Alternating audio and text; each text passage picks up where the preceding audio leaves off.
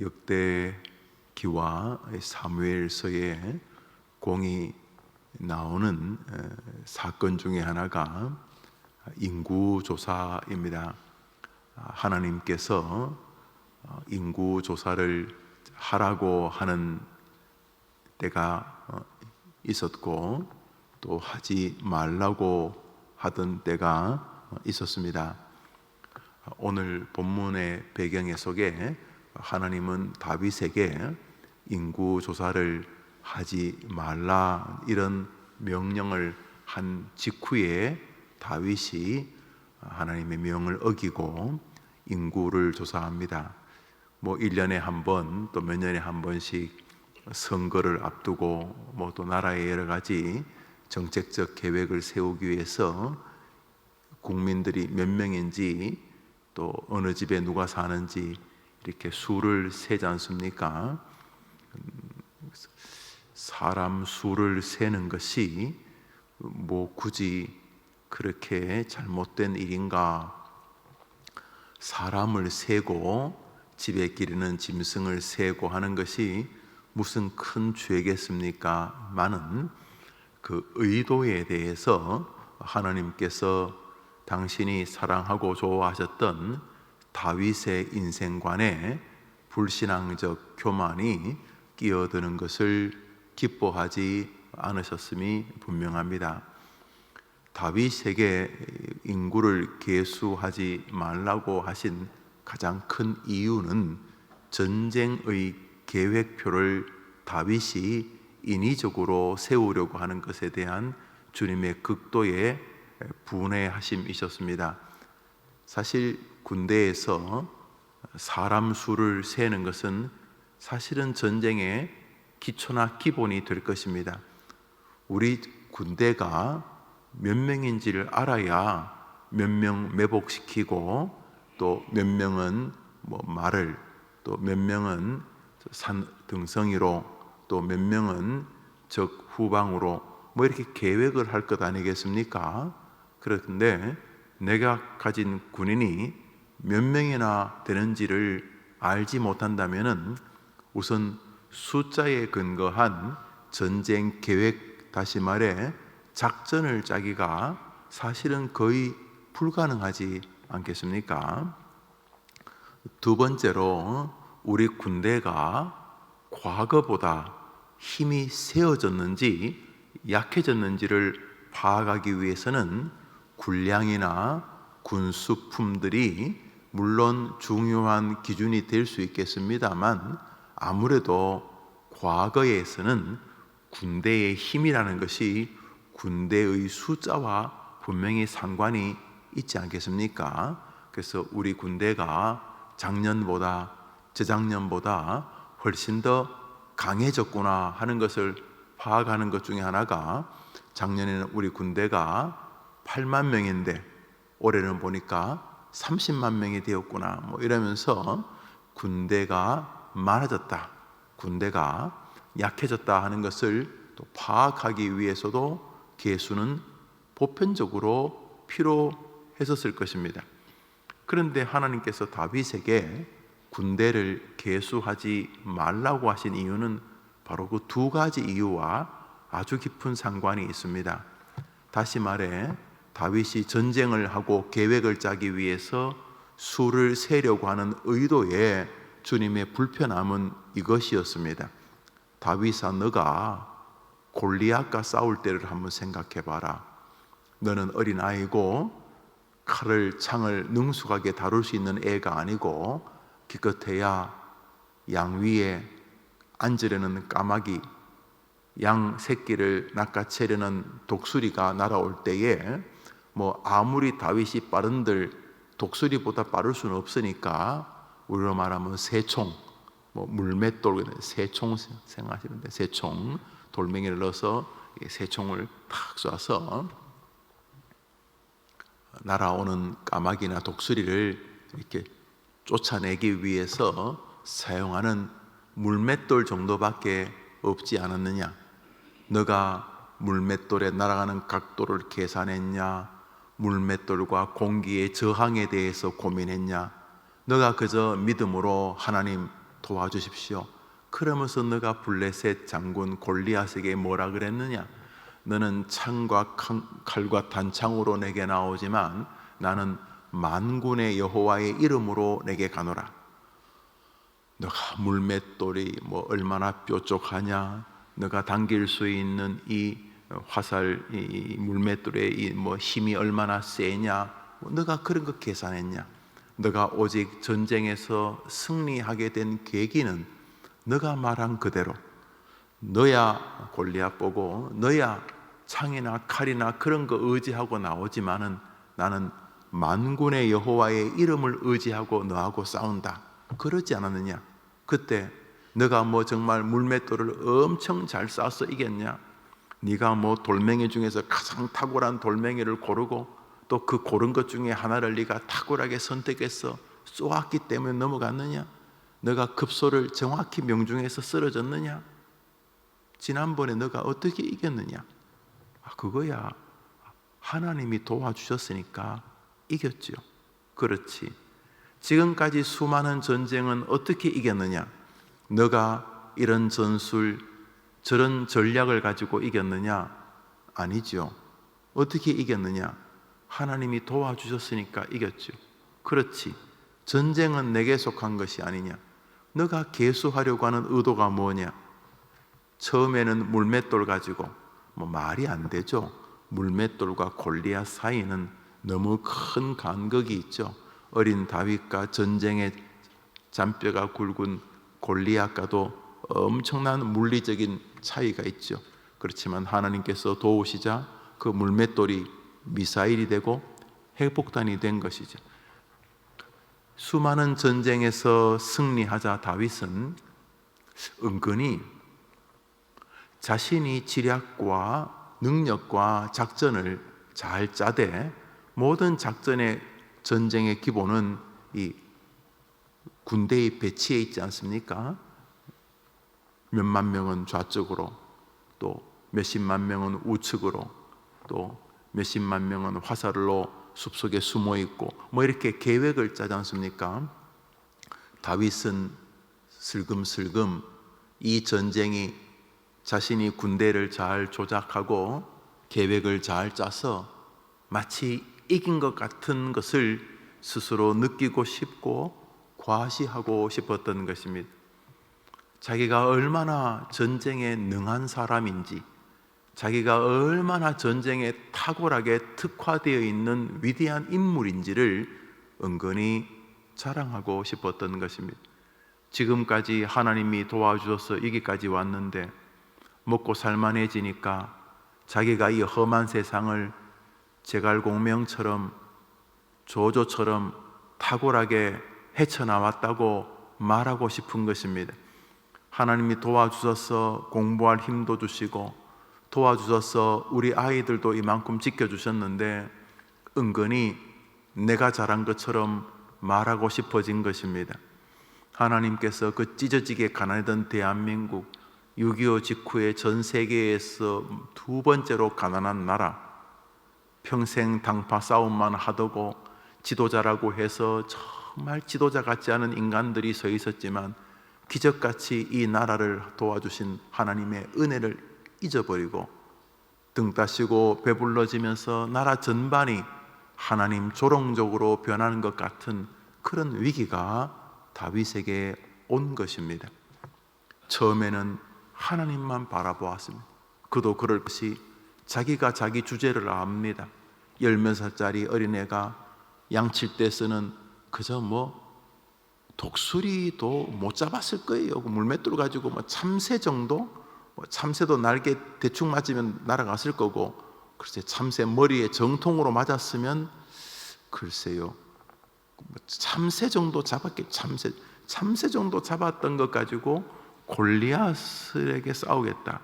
벌써 이 계획부터가 무모하기 짝이 없습니다. 칼이나 창이나 그런 것이 그래도 무기지, 이 새총 가지고 전쟁터에 나가겠다.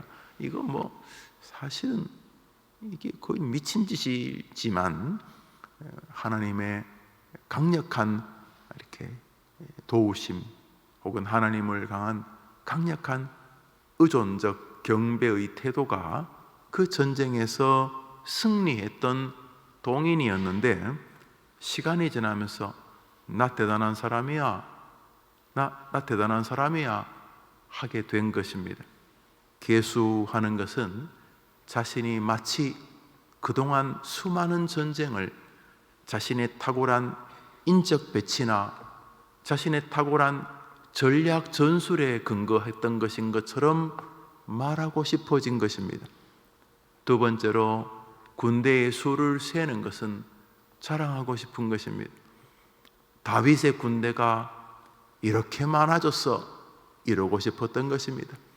옛날에는 오합지졸들이었고 군대 자원하라 그래도 막 슬금슬금 도망가고 군대 안 오려고 막 외국으로 내빼고 그랬는데 내가 임금이 되고 내가 장군이 된 다음부터 국민들이 군인 되고 싶어져 가지고 그때 사울의 군대가 몇만 명밖에 안 됐는데 내가 임금할 때 군대가 60만, 100만이 되었어.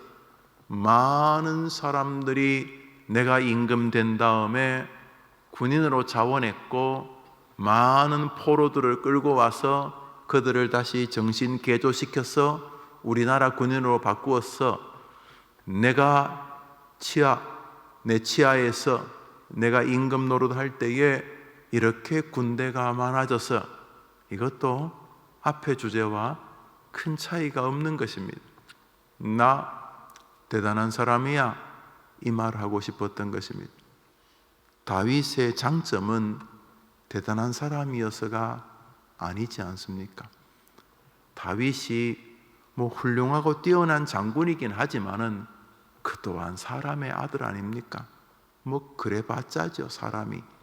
다윗이 여기까지 온 것은 전적으로 하나님이 그를 긍휼히 여겨주셨기 때문 아닙니까? 아닙니까? 여러분들도 여기까지 온 것 가운데 희노애락이 분명히 있으셨겠지만 그 모든 배후에 하나님의 긍휼과 자비가 있었기 때문에 여러분이 여기 존재하는 것 아닙니까? 믿음 생활을 한번 생각해 봅시다. 여러분은 엄청난 탁월한 종교성을 어릴 때부터 가지고 있었어. 다른 사람들은 아무리 해도 안 믿는 예수를 여러분은 선택적으로 믿어지는 정말로 탁월한 영성의 사람이기 때문에 여러분이 예수를 믿습니까? 저 예를 들면 최소한 저는 아닙니다. 저는 학창시절에 그렇게 모범적인 학생이 아니었습니다. 형제지간 사이에서도 저는 그렇게 훌륭한 인격이 있는 자식도 아니었습니다. 내 주변에 나보다 훨씬 더 훌륭한 친구들 많습니다. 인격적으로도 훨씬 더 뛰어난 사람들 많습니다. 그래도 그들 가운데 적지 않은 사람이 끝까지 예수를 믿지 않고 죽었습니다. 제가 그들보다 한 수 위기 때문에 예수를 믿고 있는 것이 아닙니다. 여러분이나 저나 예수님을 믿는 이 기적은 하나님이 우리를 불러주셨기 때문인 것입니다. 우리 대한예수교 장로회 합동적 교리 구원의 서정이라는 것이 있습니다. 예수 믿고 구원받으십시오 이렇게 한마디로 말하지만 그것을 이렇게 스펙트럼에 빛을 통과시키면 빛이 여러 색깔로 쫙 퍼집니다. 햇볕이 이렇게 노랗고 빨갛고 그렇지만 그게 프리즘으로 이렇게 들어가면은 이렇게 여러 가지 스펙트럼으로 나오면 여러 가지 색깔로 이렇게 우리가 설탕을 이렇게 먹으면 달짝지근하지만 설탕을 쫙 분해해 보면 설탕 안에 당 또 이렇게 여러 가지 요소가 들어있지 않습니까? 아스피린이라는 약도 우리가 그냥 요즘 아스피린은 파는지 모르겠어요. 아스피린이라는 약도 분석하면 그 안에 여러 가지 요소가 들어있겠죠? 그렇지 않습니까? 여러분이 집에서 만드는 무슨 콩나물 무침 그래도 그게 콩나물만 있는 게 아니잖아요. 이렇게 그걸 잘 분석하면 콩나물, 소금, 파, 참기름, 고춧가루 많이 들어 있는 것처럼 말이죠. 자, 우리 인생에 고난이 있고 기쁨이 있고 하지만 우리가 예수를 영접하는데 예수를 영접하는 것은 전적인 내 신앙만으로 이루어지는 것이 아니다. 이게 구원의 서정입니다. 자, 구원이라는 것이 있는데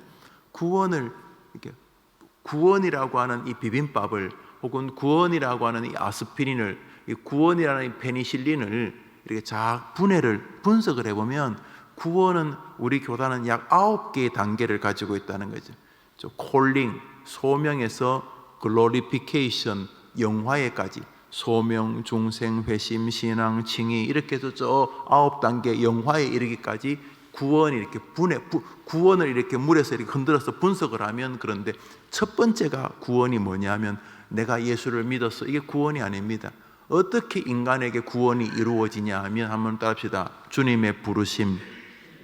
그것을 이제 우리가 영어로 콜링, 우리를 소명이라고 번역을 하는데, 그 소명이 뭐 나는 뭐 선교사 소명이 있다, 뭐 교사 소명, 목사 소명이 있다 이런 뜻이 아니라, 부르셔 주님이 우리가 엄청 어릴 때부터 뭐 남들보다 믿음이 엄청 좋아서 날 때부터 막 종교성이 막 반짝반짝 빛나서 우리가 구원에 도달한 게 아니고, 우리가 예수를 믿게 된 가장 큰 계기는 우리가 알지 못할 때에 주님께서 우리를 불러주셨기 때문이죠. 천에 하나 만에 하나 중에 인간적으로는 제가 훨씬 더 인격적인데, 쟤는 아무래도 예수님을 안 믿는데 이상하게 나같이 의심도 많고 성질도 아주 참 더러운 그런 몹쓸 인간인데도 불구하고 하나님이 기적 같은 방법으로 우리를 콜링, 우리를 불러주셨기 때문에 구원이 시작된 줄 믿습니다. 예, 그것만이 주님의 시작이 아닙니다. 콜링, 소명, 중생, 회심, 신앙, 칭의 이런 모든 단계가 다 하나님의 간섭의 결과인 거죠. 그래서 우리는 내가 예수를 믿었다 이런 말은 굉장히 조심스러운 말이죠. 그 말이 뭐 크게 나쁜 말은 아니지만 또 크게 틀렸다고 말할 수는 없지만, 정확한 말은 하나님이 나에게 믿음의 씨를 뿌려주심으로 인하여 내가 예수님을 믿게 되었다, 이렇게 말해야지 올바른 것입니다. 다시 말해 전적인 하나님의 은혜의 결과로 우리가 구원에 이르게 된 것입니다. 할렐루야. 여기 성화라고 하는 구원의 과정이 있는데, 이것을 이상하게 너무 이렇게 인위적으로, 좀 죄송하지만 감리교적으로 가르치는 거죠. 저는 뭐 감리교가 나쁘다는 뜻이 아닙니다. 그러나 갈빈주의적 교리로, 또 성경적 교리를 볼 때 몇 가지 문제가 있다, 우리는 그렇게 생각을 하죠. 뭐 조금 문제가 있다고 해서 뭐 우리가 이단위로 보지는 않습니다. 그게 뭐냐 하면, 알미니주의적이다, 알미니아는 사람이 있었는데, 그것은 하나님 50%, 나 50% 합쳐서 100% 된다, 그래서 구원에 도달한다, 이런 이야기입니다. 그러면서 내가 이제 칭의로 하나님이 우리를 의롭다고 칭해 주셨으니까, 이제 구원받았으니까 이제 착하게 살아야 되지, 이게 성화라는 것입니다. 뭐 크게 틀린 말은 아닌데, 여러분 아시죠? 여러분이 예수 믿어도 크게 변함없는 인간이라는 거 잘 아시죠? 약간 좀 더 신앙으로 혹은 뭐 양심의 가책 정도 뭐 하겠지만, 그거 뭐 별것 아니죠. 여러분이 결정적일 때 여러분이 굉장히 한심스럽죠. 예, 그게 뭐냐 하면, 우리가 구원받은 다음에도 크게 변함이 없다는 것입니다. 성화는 뭐냐 하면 늘 실패하는 자리입니다. 야, 내가 예수를 믿는 집사인데, 내가 평생 지금 예수를 믿고 있는데 왜 아직도 이 모양 이 꼴인가? 이게 성화입니다. 다시 말해 실패를 확인하는 자리입니다. 그래서 어떻게 됩니까? 어제보다 오늘 좀 더 착해지는 게 아닙니다. 여러분 정확히 아시죠? 뭐 다른 사람을 욕하기 전에 여러분이 가만히 보면 여러분 마음 안에서 끊임없이 염려, 걱정, 불안, 교만, 자랑, 시기, 낙심 이런 게 뭐 가만 놔둬도 계속 뭐 자연적으로 발생했다 사라졌다 그러죠. 그러면서 신앙은 또 있으니까 죄송하기도 하고 이러면 안 될 것 같기도 하고 그러지만 뭐 그래도 큰 차이가 없죠. 그래서 성화는 뭐냐 하면 어떤 일을 진행하는 동안 자신을 보는 것입니다.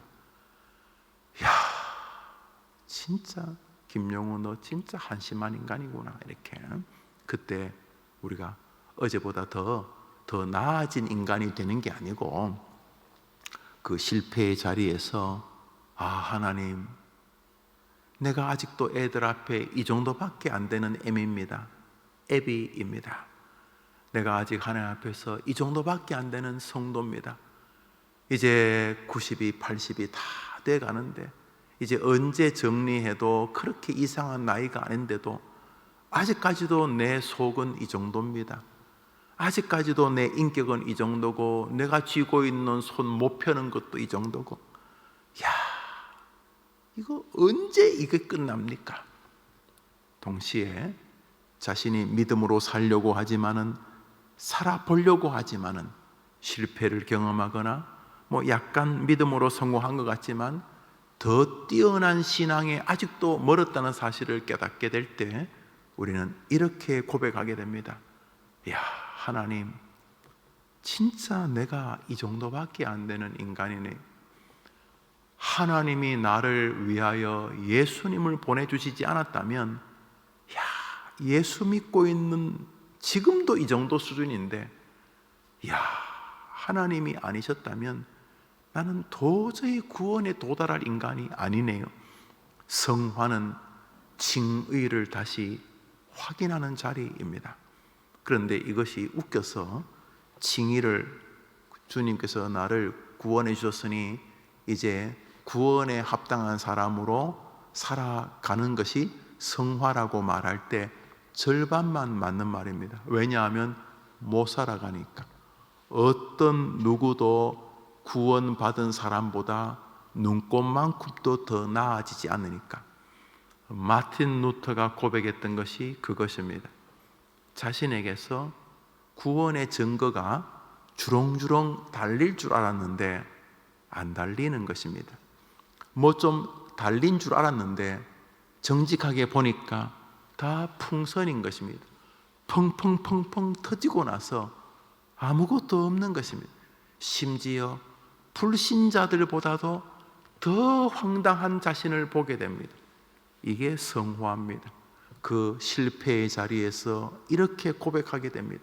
이것은 자기를 면피하는 게 아니고, 하나님, 나는 이 정도 인간입니다. 내가 예수로 구원받고 더 탁월한 하나님의 사람으로 살아가려고 했는데도 불구하고 내 모습을 보십시오. 오 주님, 저 불신자들이 알까봐 부끄럽습니다. 아니, 하나님 앞에 내가 너무 참혹합니다. 어떻게 내가 이 정도밖에 안 됩니까? 그때 우리가 깊이 자책합니다. 그게 성화입니다. 이게 자책하는 게 성화가 아니라 자리를 정확히 인지하는 게 성화입니다. 여러분이 예수님 믿고 나서 조금 더 나아지지 않습니다. 더 나아지기를 기대하시지만 여러분이 여러분을 잘 아실 것입니다. 나만 그런 줄 알았는데 아니요. 그럼 성화는 무엇인가? 그 실패의 자리에서 고백하는 것입니다. 정직하게. 구원받은데도 왜 이 모양 이 꼴인가를 딱 보는 순간, 내 믿음이 부족하구나, 맞습니다. 내 믿음이 가짜인가, 맞습니다. 이건 내가 이 정도밖에 안 된 인간인가? 자책에 옳습니다. 자책하셔야 되죠. 동시에 그 자리에서 무엇을 깨닫습니까? 내 영적 점수가 이거구나, 빵점. 그래서 예수님이 오셨구나. 예수님이 아니고는 난 도무지 길이 없는 인간이구나.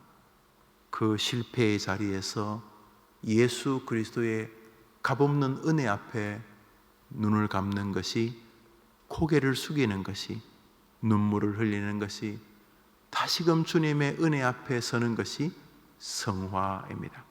이게 헷갈리면 예수 믿고 실패했다고 거기서 나자빠집니다. 좋게 말하면 양심의 가책 정도겠죠. 내가 예수를 믿는 장로인데 어째 내가 이 모양 이 꼴이냐. 그 정직한 거죠. 근데 거기서만 끝나면 안 되죠. 따라합시다. 그러므로 예수님이 오셨구나.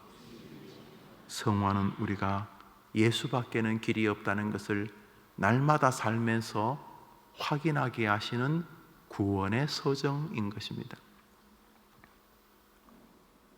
저는 2부 예배 때 아이들을 대상으로 노골적인 교리를 설교합니다. 어른들에게는 그리스도 안에서의 소망과 평강을 설교합니다. 그래서 여러분 2부, 3부, 4부 설교가 좀 다른 것을 느끼실 것입니다. 먼저 정리해야 될 것은 귀의 딱지, 마음의 딱지처럼 앉아야 될 우리가 믿는 신앙적 교리입니다. 교리가 정리되지 않은 기독교인들은 결국은 자기 마음대로 신앙생활을 합니다. 자기 마음대로 신앙생활에서도 믿음이 좋으면야 괜찮지만 마음대로 배운 신앙은 반드시 문제를 야기합니다. 그래서 그것은 다른 사람을 괴롭히지 않고 자기 심령을 괴롭힙니다. 그럼에도 불구하고 그러기에 그저 외우고 적지 않아도 교리 설교를 어릴 때 들은 아이들은 결정적일 때 붙들고 일어설 수 있는 끈을 잡게 되는 것이죠. 이것이 이제 교리인데, 오늘 다윗에게서 발견되는 것은 무엇인가 하면 시간이 지나면서 자기 죄성을 보게 된 것입니다. 결국 이 일로 인하여 애꿎은 국민 수만 명이 죽습니다. 하나님이 다윗을 징계하십니다. 내가 너를 죽이거나 너의 나라를 치겠다, 이렇게 말씀하시게 됩니다. 그때 다윗은 평생 이것이 아마 마음의 짐이었을 것입니다. 자기 때문에 죄 없는 국민 수만 명이 죽었으니까요. 그런데 여기 중요한 것은 두 가지 교리입니다. 하나는 가장 탁월한 믿음의 사람도 언제나 교만해질 수 있다, 혹은 넘어질 수 있다는 것입니다. 한번 따라 합시다. 선줄로 생각하는 자는 넘어질까 주의하라. 여러분, 이 성경이 교만한 한두 사람에게 주는 말씀으로 보이십니까? 김영우에게 주는 말씀이고 여러분에게 주시는 말씀입니다. 어려울 때 차라리 겸손해질 수 있습니다. 얻어 터지는데 뭐 교만하겠습니까? 그러므로 얻어 맞는 것이 잠시 멈추고 등 따쓰고 배부르고 사람들이 잘한다고 박수칠 때 기독교인들은 조금 더 생각해 보아야 하는 것입니다. 가장 탁월했던 믿음의 사람 중에 한 명이었던 다윗도 하나님이 은혜 주셔서 그의 나라가 번성해지자 그에게 교만이 임했던 것입니다. 교만이 뭡니까? 교만은 모든 영광의 수혜자가 자기가 되는 것입니다. 신앙은 무엇입니까?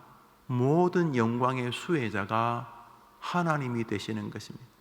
우리에게 최고령자인 권사님 한 분이 몇 주 전에 5천만 원을 제게 이렇게 주셨습니다. 저를 중에 헌금한다고 제게 제 방에 오셨어요.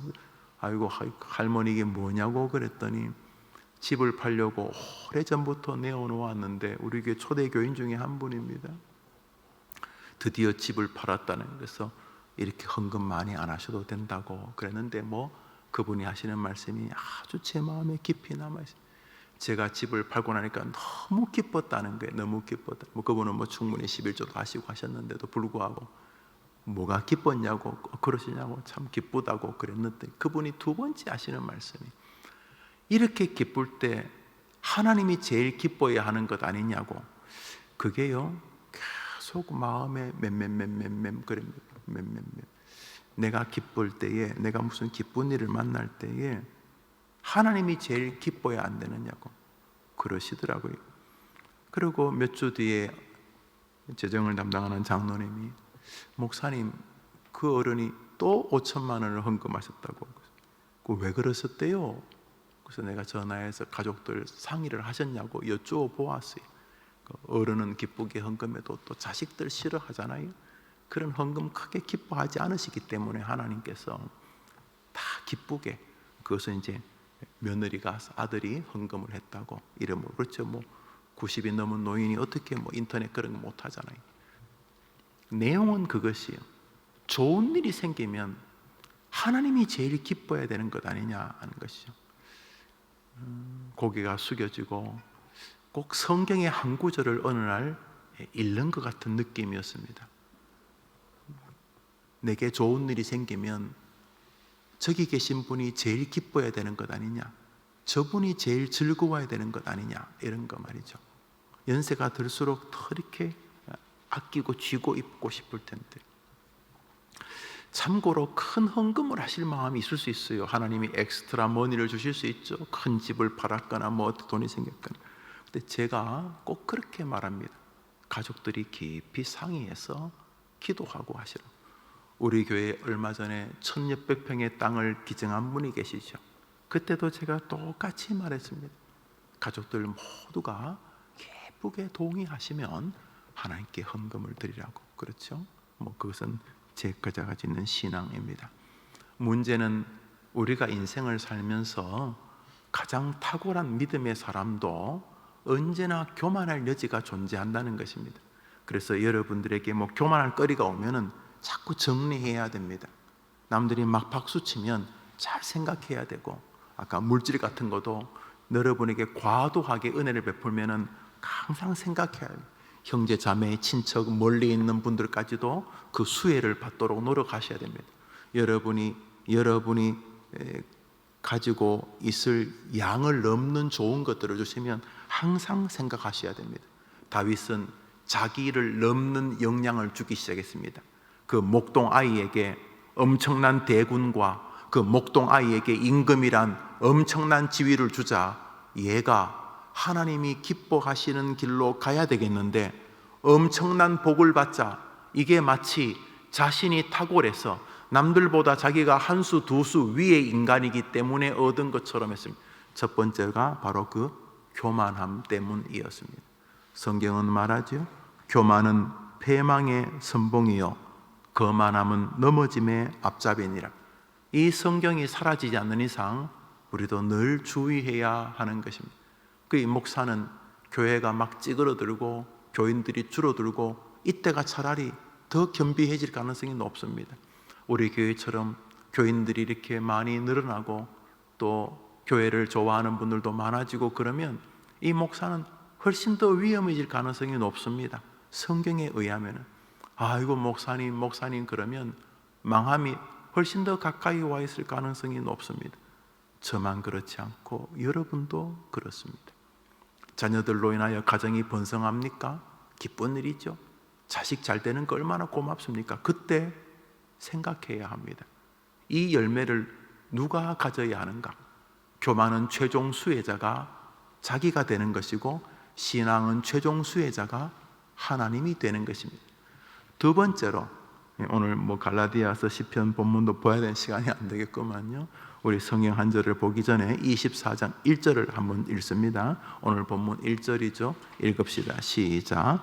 여호와께서 다시 이스라엘을 향하여 진노하사 그들을 치시려고 다윗을 격동시키사 가서 이스라엘과 유다 인구를 조사하게. 다윗을 격동시켜서 인구 조사를 하게 한 분이 누구라고요?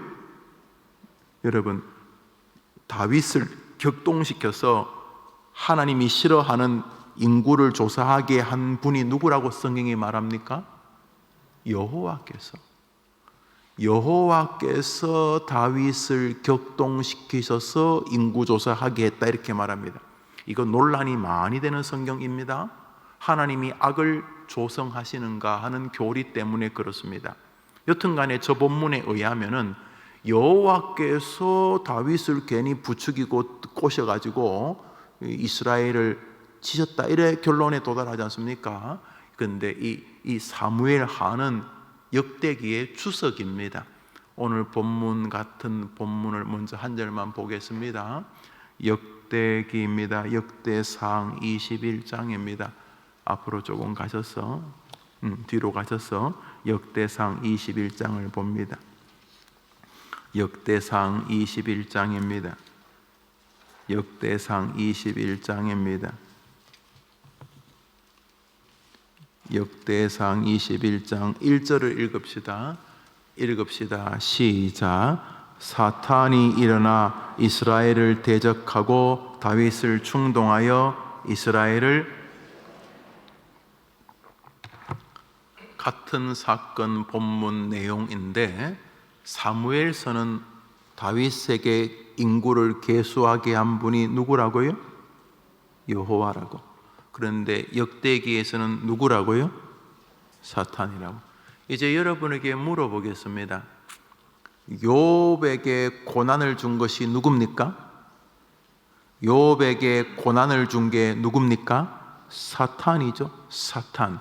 근데 사탄이 욥에게 고난을 주기 전에 누구의 허락을 받습니까? 하나님. 그러므로 여러분 기억하십시오.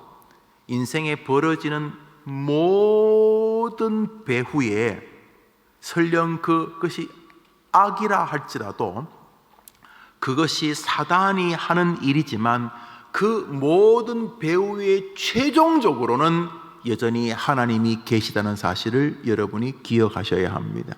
여기 오늘 본문이 말하는 것은 하나님이 다윗을 격동했다는 의미라기보다는 사탄도 하나님의 통치 아래 있다는 의미입니다.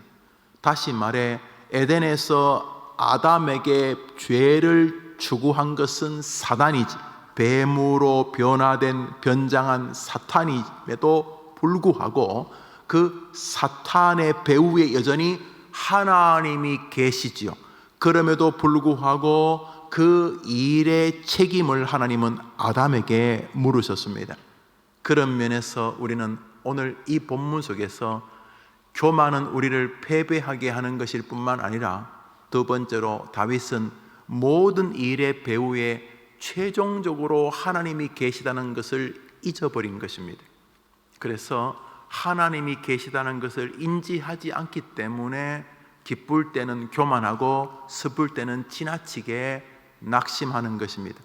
다니엘이 사자굴에 던져지는 순간까지 사단이 다니엘을 공격한 것 틀림없습니다. 사자굴 입구 앞에 올 때까지 사단이 있었고, 사자굴에 던져지는 순간, 사자 아가리 앞에 서는 순간에도 사탄이 있었습니다. 그럼에도 불구하고 다니엘은 사탄 뒤에, 그 고난 뒤에 여전히 계시는 하나님을 바라보았기 때문에 승리했던 것입니다. 오늘 우리가 만나는 모든 일의 배후에 재수 없어서만이 있지 않습니다. 이 더러운 사단만 있지 않습니다. 그러므로 기쁠 때에도 그 배후에 사탄이 있고 하나님이 계신 것을 알아야 되고, 인생에 어려운 일이 올 때에도 사탄이 있지만 여전히 하나님이 계신 것을 소망하며 우리는 승리할 수 있는 줄 믿습니다. 오늘 하루 우리에게 주신 멋진 숙제들이 있지 않습니까? 각자만이 걸어야 될 각자의 숙제가 있을 것입니다. 오늘 하루 여러분이 멋진 하나님의 학생이 되어서 자신에게 주어진 아름다운 일을 하되 어려울 때에도 여전히 하나님이 계신다. 그 고난 배후에 여전히 빛나는 하나님이 계신다. 막 태풍이 불고 바람이 부는 그 먹구름 뒤에 여전히 빛나는 태양이 있는 것처럼 아무리 악한 사단이 우리를 괴롭혀도 여전히 하나님이 우리를 보고 계시는 줄 믿습니다. 요 마음으로 고난을 이기고 즐거운 일을 만날 때에도 하나님이 계시죠. 당연히. 그러나 그 즐거움의 배후에도 여전히 사탄이 있다는 것을 우리는 기억해야 합니다. 오늘 역대기와 사무엘을 통해서 우리 인생의 희노애락에 사탄이 있으며 여전히 하나님이 계시고, 우리의 즐거움 속에 하나님이 계시지만 여전히 호시탐탐 그 기쁨에서 우리의 빈틈을 걸고 다리를 걸려고 하는 사단이 있다는 것을 기억하고, 오늘 하루 하나님과 사탄이 여전히 나를 지켜본다는 것 때문에 긴장도 하지만은 소망도 가지고, 기뻐하지만은 긴장도 하는 건강한 성도의 아름다운 텐션이 있고, 아름다운 긴장이 있고, 그것이 여러분의 영적 에너지가 되기를 바랍니다. 복된 하루 되기를 주의 이름으로 축원합니다. 우리 주님 가르친 기도 예배를 마칩시다. 하늘에 계신 우리 아버지여, 이름이 거룩히 여김을 받으시오며 나라 임하옵시며 뜻이 하늘에서 이룬 것 같이 땅에서도 이루어지이다. 오늘날 우리에게 일용할 양식을 주옵시고, 우리가 우리에게 죄 지은 자를 사하여 준 같이 우리 죄를 사하여 주옵시고, 우리를 시험에 들게 하지 마옵시고 다만 악에서 구하옵소서. 내게 나라와 권세와 영광의 아버지 영원히 싸움나이다. 아멘.